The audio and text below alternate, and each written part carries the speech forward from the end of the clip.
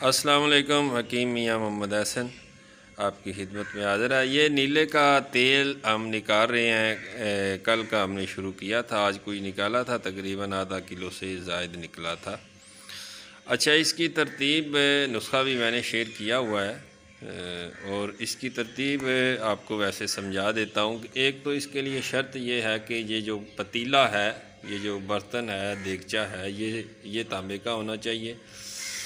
और कोशिश ये करें कि इसके ऊपर जो सरपोश हो, इसका ढकना हो, वो भी तांबे का हो। ये हमने तांबे का लिया, इसके ऊपर कली है, वैसे है ये तांबे का ये फ्लैट में था, तो हमने इसको जो लोहे के साथ कूट के ना, तो इसको थोड़ा नीचे कर, तकरीबन पाव डेढ़ पाव इसके अंदर पानी आ जाता है।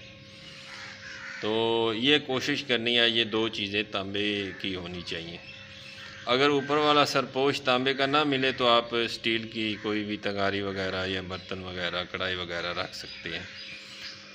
अच्छा, इसके अंदर अज्जा जो हैं वो ये हैं कि आपने आधा किलो जो है ना आटे का छान, गंदम का छान, वो आधा किलो लेना है और 1 किलो इसके अंदर नीला लेना है।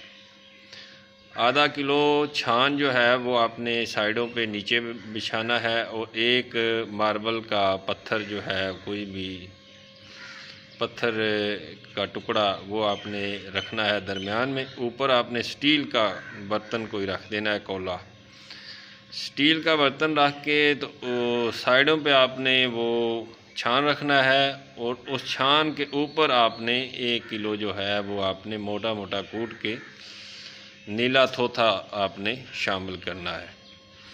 तो इसको बड़े एहतियात के साथ आपने इसके लब बंद करने हैं। आप आटे से बंद कर सकते हैं, और वैसे मैंने इसके अंदर जो है मैदा और अंडा सफ़ेद, अंडे की सफ़ेदी, कच्ची अंडे की सफ़ेदी इसके अंदर मैंने शामिल करके इसके मैंने लब बंद की हैं। तो ये आग हीटर वाला चूल्हा है, ये 3000 वाट का है, इसके ऊपर रखा है। जैसे ही ये पानी थोड़ा गर्म होता है तो हम पानी इसके अंदर ताज़ा डाल देते हैं। तो ये 1 किलो नीले से तकरीबन आपका 700-800 ml जो है वो रोगन जो है, रोगन नीला कशीद हो जाता है।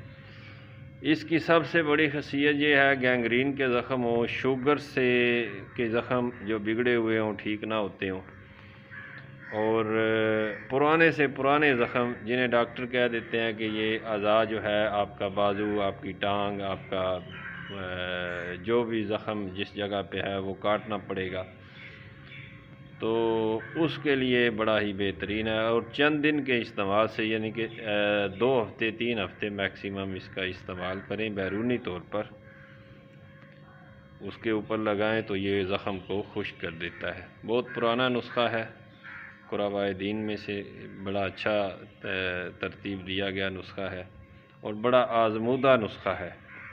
तो बनाने की तरतीब मैंने आपको समझाई है, आप भी कोशिश करें, बनाएं, तैयार करें और खल्क़ मखलूक़ खुदा की खिदमत करें।